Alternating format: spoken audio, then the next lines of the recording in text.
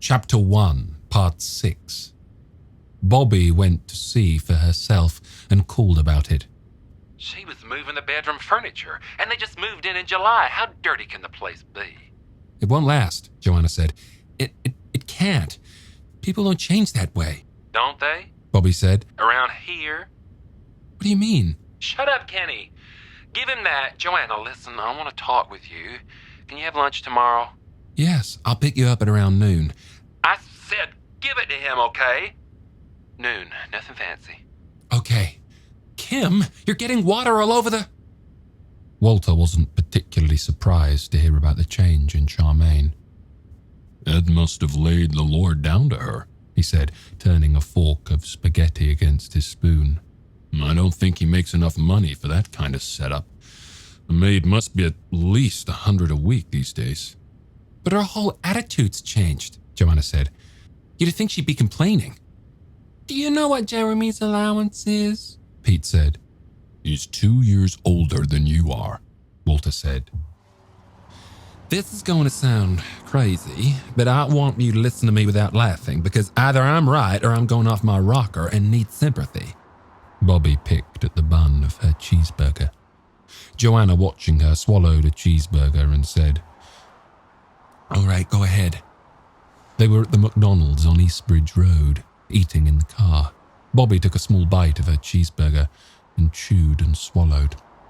There was this thing in time a few weeks ago, she said. I looked for it, but I must have thrown the issue out. She looked at Joanna. They have a very low crime rate in El Paso, Texas, she said.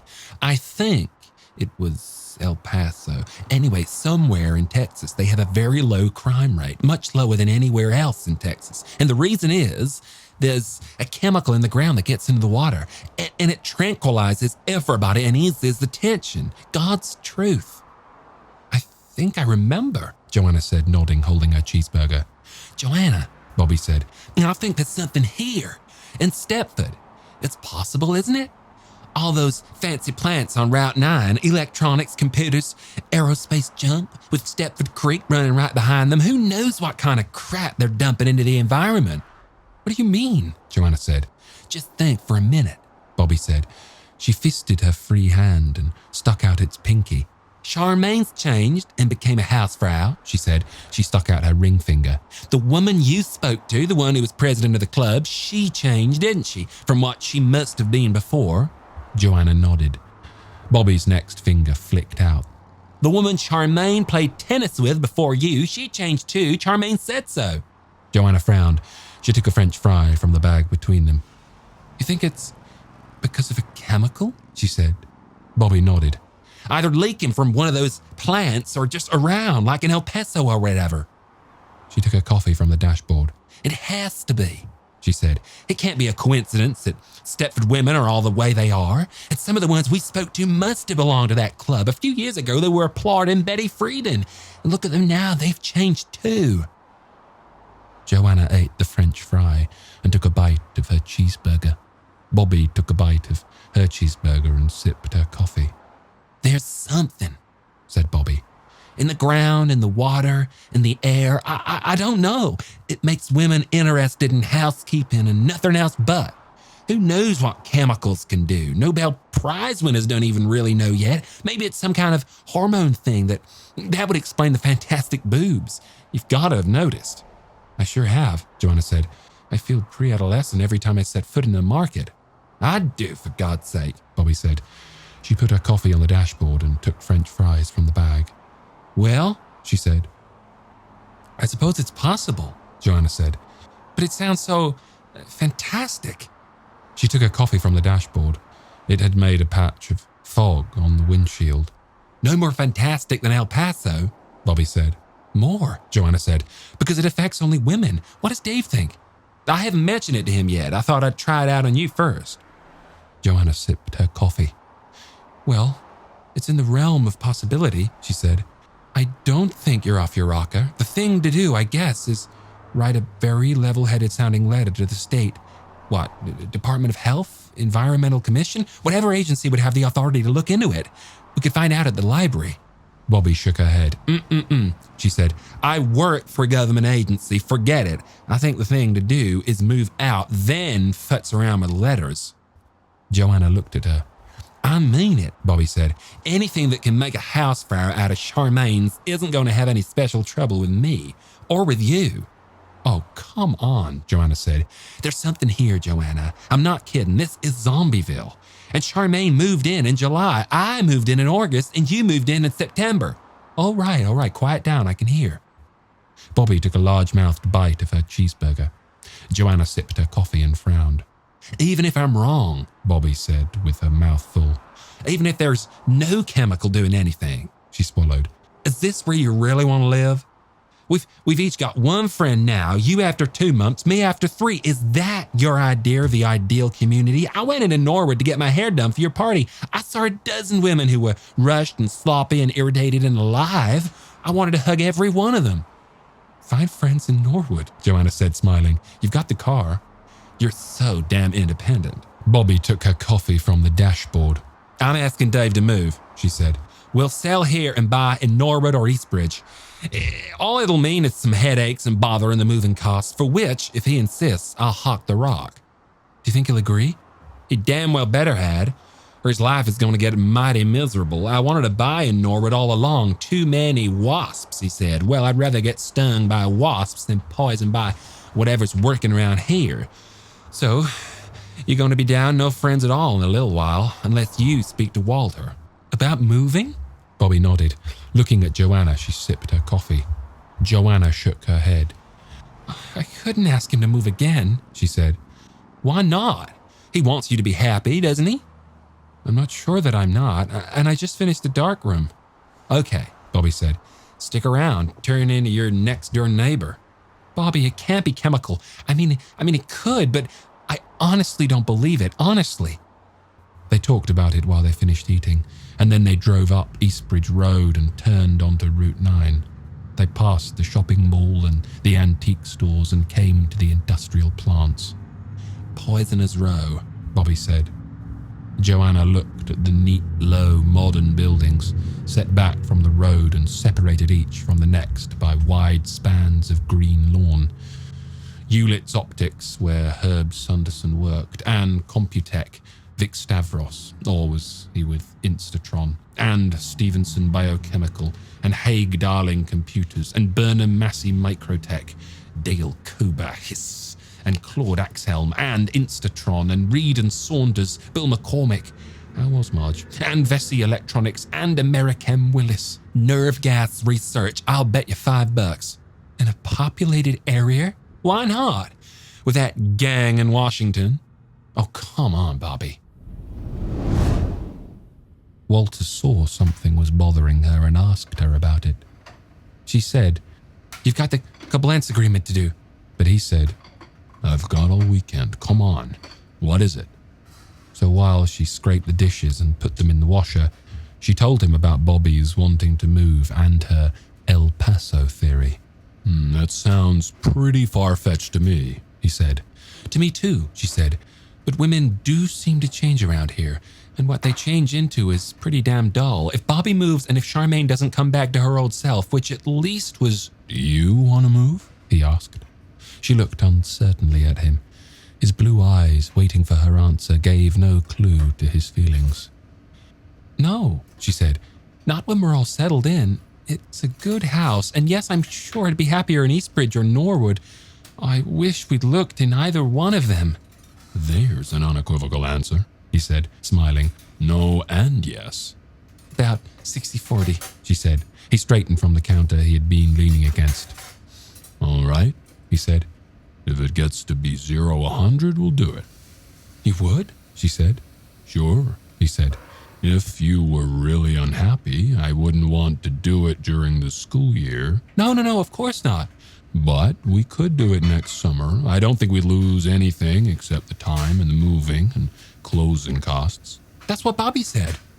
So, it's just a matter of making up your mind. He looked at his watch and went out of the kitchen. Walter, she called, touching her hands to a towel. Yes? She went to where she could see him, standing in the hallway. Thanks, she said, smiling. I feel better. You're the one who has to be here all day, not me, he said, and smiled at her and went into the den. She watched him go, then turned and glanced through the port to the family room. Pete and Kim sat on the floor watching TV. President Kennedy and President Johnson, surprisingly. No, figures of them. She watched for a moment and went back to the sink and scraped the last few dishes. Dave, too, was willing to move at the end of the school year. He gave in so easily I thought I'd keel over. Bobby said on the phone the next morning. I just hope we make it till June. Drink bottled water, Joanna said. You think I'm not going to? I just sent Dave to get some. Joanna laughed. Go ahead, laugh, Bobby said. For a few cents a day, I'd rather be safe than sorry, and I'm writing to the Department of Health. The problem is, how do I do it without coming across like a little old lady without all her marbles? You want to help and co-sign? Sure, Joanna said. Come on over later. Walter is drafting a trust agreement. Maybe he'll lend us a few warises. She made autumn leaf collages with Pete and Kim and helped Walter put up the storm windows and met him in the city for a partners and wives dinner, the usual falsely friendly clothes appraising bore. A check came from the agency, $200 for 4 uses of her best picture. She met Marge McCormick in the market. Yes, she'd had a bug, but now she was fine, thanks. And Frank Roddenberry in the hardware store. Hello, Joanna. How have you been? And the welcome wagon lady right outside. A black family is moving in on Gwendolyn Lane, but I think it's good, don't you? Yeah, I do. All ready for winter? I am now. Smiling, she showed the sack of birdseed she'd just bought. It's beautiful here, the welcome wagon lady said. You're the shutterbug, aren't you? You should have a field day. She called Charmaine and invited her for lunch. I can't, Joanna. I'm sorry. Charmaine said. I've got so much to do around the house here. You know how it is. Claude Axhelm came over one Saturday afternoon to see her, not Walter. He had a briefcase with him. I've got this project I've been working on in my spare time, he said, walking around the kitchen while she fixed him a cup of tea. Maybe you've heard about it. I've been getting people to tape record lists of words and syllables for me. The men do it up at the house, and the women do it in their homes.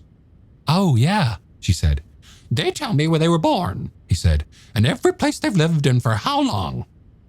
He walked around, touching cabinet knobs. I'm going to feed everything into a computer eventually, each tape with its geographical data. With enough samples, I'll be able to feed in a tape without data. He ran a fingertip along the counter edge, looking at her with his bright eyes. Maybe even a very short tape, a few words or a sentence, and the computer will be able to give a geographical rundown on the person, where he was born and where he's lived. Sort of an electronic Henry Higgins. Not just a stunt, though. I see it as being useful in police work. She said, My friend Bobby Markow, Dave's wife, sure, got laryngitis from taping for you. Because she rushed it, Claude said. She did the whole thing in 2 evenings. You don't have to do it that fast. I leave the recorder. You can take as long as you like. Would you? It would be a big help to me. Walter came in from the patio. He had been burning leaves out in back with Pete and Kim. He and Claude said hello to each other and shook hands. I'm sorry, he said to Joanna. I was supposed to tell you Claude was coming to speak to you. Do you think you'll be able to help him? She said, I have so little free time. Do it in odd minutes, Claude said. I don't care if it takes a few weeks. Well, if you don't mind leaving the recorder that long.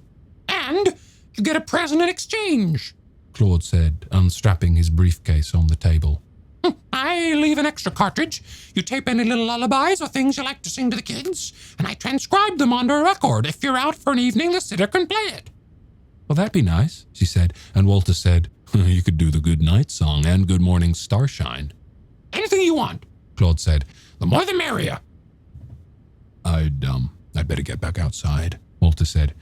The fire's still burning. See you, Claude.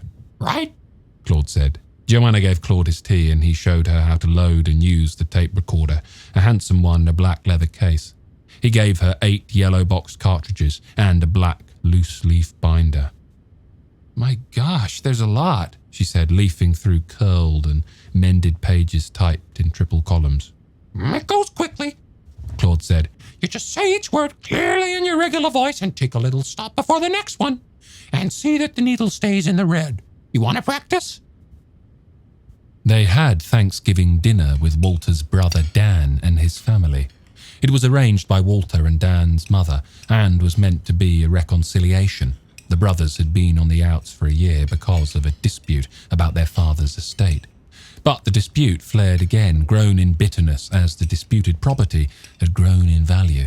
Walter and Dan shouted, their mother shouted louder, and Joanna made difficult explanations to Pete and Kim in the car going home.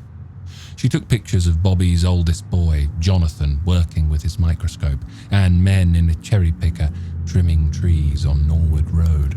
She was trying to get up a portfolio of at least a dozen first-rate photos to dazzle the agency into a contract. The first snow fell on a night when Walter was at the Men's Association. She watched it from the den window, a scant powder of glittery white swirling in the light of the walk lamppost. Nothing that would amount to anything. But more would come. Fun, good pictures, and the bother of boots and snowsuits. Across the street, in the Claybrooks' living room window, Donna Claybrook sat polishing what looked like an athletic trophy, buffing at it with steady mechanical movements. Joanna watched her and shook her head. They never stop, these Stepford Wives, she thought. It sounded like the first line of a poem. They never stop, these Stepford Wives. They something all their lives. Work like robots? Yes, that would fit. They work like robots all their lives. She smiled. Try sending that to the Chronicle. She went to the desk and sat down and moved the pen she had left as a placemark on the typed page. She listened for a moment to the silence from upstairs and switched the recorder on. With a finger to the page, she leaned toward the microphone propped against the framed Ike Mazard drawing of her. Taker. Takes. Taking, she said. Talcum. Talent. Talented. Torque. Talkative. Talked. Talker. Talking. Talks.